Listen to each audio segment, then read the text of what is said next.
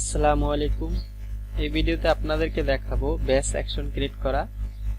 তো আমি গত পর্বে দুইটা অ্যাকশন ক্রিয়েট করে এ টু জেড দেখিয়েছি। তো এই পর্বে আপনাদেরকে দেখাবো ব্যাস অ্যাকশন কিভাবে ক্রিয়েট করতে হয়।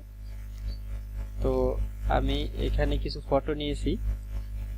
আমি একটি ফটোশপে আনবো।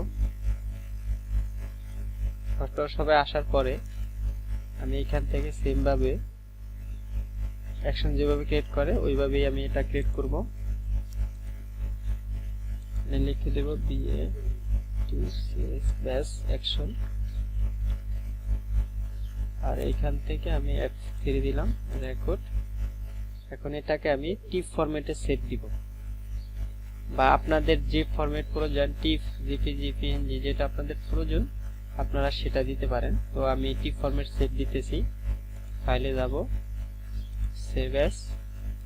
এখান থেকে আমি একটা আলাদা ফোল্ডার নিতেছি, এটার ভিতরে আমি সেভ দিব।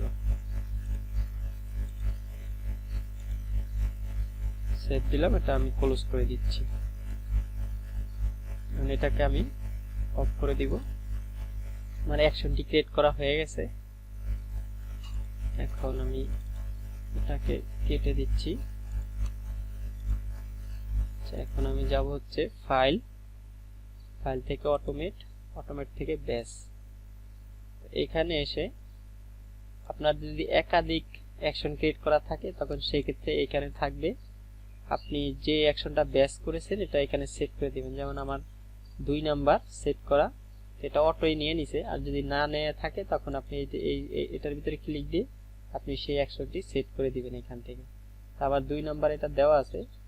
জাস্ট এখন এখান থেকে যে চয়েস ফোল্ডার, আমি যে ফোল্ডারটি ফাইল রেখেছি ওইখানে এটা সিলেক্ট করে দিতে হবে।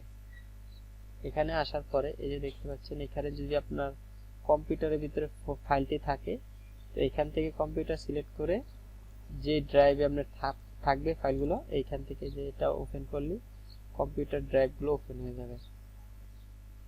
এখানে একটু আউলানো আছে, এই যে যেমন এই যে দেখতে পাচ্ছেন লোকাল ডিস্ক সি, তারপর new volume D, new volume F G, এই যে এগুলো হচ্ছে কম্পিউটার ফোল্ডার। এখানে যদি আপনার যে কোনো ফোল্ডারের ভিতর থাকে তখন এটার ভিতরে ক্লিক দিয়ে আপনি এই ফোল্ডারের ভিতরে ঢুকে যাবেন। ঢুকে যে ফোল্ডারের ভিতর ফাইল থাকবে ওইখানে দিয়ে দিবেন, তাহলে হয়ে যাবে। আমার ফাইলটা আছে ডেস্কটপে, তো আমি এখান থেকে যে ডেস্কটপ সিলেক্ট করে দিব। ডেস্কটপ আসার পরে আমি যেখানে ফাইলটি রেখেছি, যে আমি 7 নাম্বার ফোল্ডারের ভিতরে ফাইলগুলো রেখেছি, আমি এইখান থেকে এটা সিলেক্ট করে দিব। সিলেক্ট করে আমি এটা ওকে দিয়ে দিব। ওকে দিয়ে এখান থেকে আমি ওকে করে দিব। তো আমার ব্যাস অ্যাকশনটি চালু হয়ে গেছে। এখন ফাইলগুলো সেভ হয়ে যাবে।